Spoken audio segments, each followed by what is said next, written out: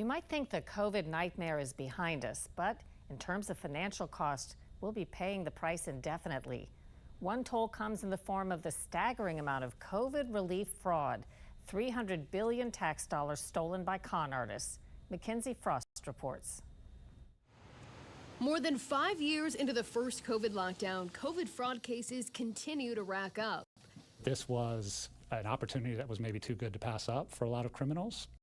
The Department of Justice has charged more than 3,000 people, businesses, and entities with fraud-related COVID crimes. Sean Green is a lead prosecutor in the U.S. Attorney's Office in Maine. He says his office has prosecuted about 15 COVID fraud cases. The most common programs where we saw the fraud were in paycheck protection programs. Does one stick out to you? A gentleman named Mark Haley, he had applied for roughly $1.5 million worth of PPP funds. He succeeded in getting just over $1 million. He did this by filing a number of false applications. He did not have a real business. He did not have real businesses. He did not have employees, but his applications, of course, said what they needed to say to obtain the money. He was convicted by guilty plea. He was sentenced to a term of 18 months in prison and, of course, ordered to pay restitution for the full amount of the fraud. Some fraudsters don't act alone. The Government Accountability Office finds 46% of people convicted of COVID-related fraud were charged with conspiracy, suggesting involvement of an organized group.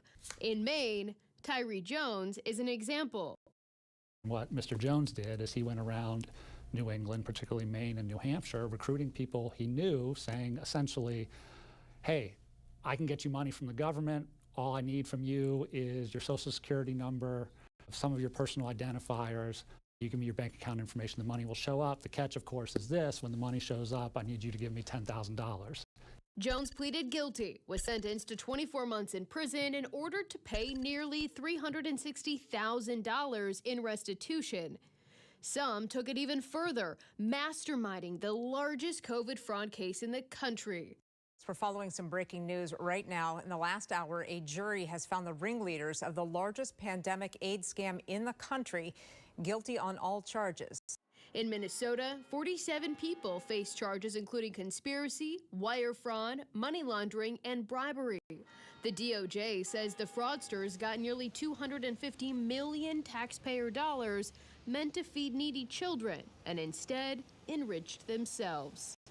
And fortunately, legally, the statute of limitations has been extended to deal with two areas, particularly the Paycheck Protection Program fraud that I mentioned a moment ago, but also economic injury disaster loans. What do you think motivated these criminals?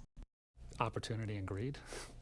The same thing that motivates anyone for any financial crime, I suppose.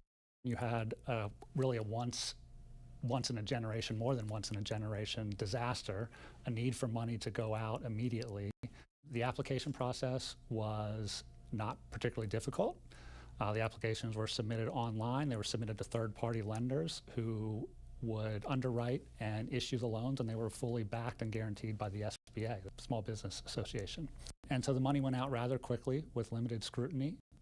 Are these people who are computer whizzes, or are they average Joes? The cases we've had have certainly not been criminal masterminds. These were internet portals where people could type in information, provide some false substantiation that could be done just by doctoring some basic documents. And it really wasn't very sophisticated crimes. Because we are 5 years out from the start of the pandemic, and some people may be sitting at home thinking they got away with this, what's your message to them? My message is we're still on it, we're still working it. When we have the evidence and we can convict people of these crimes, we do and we will.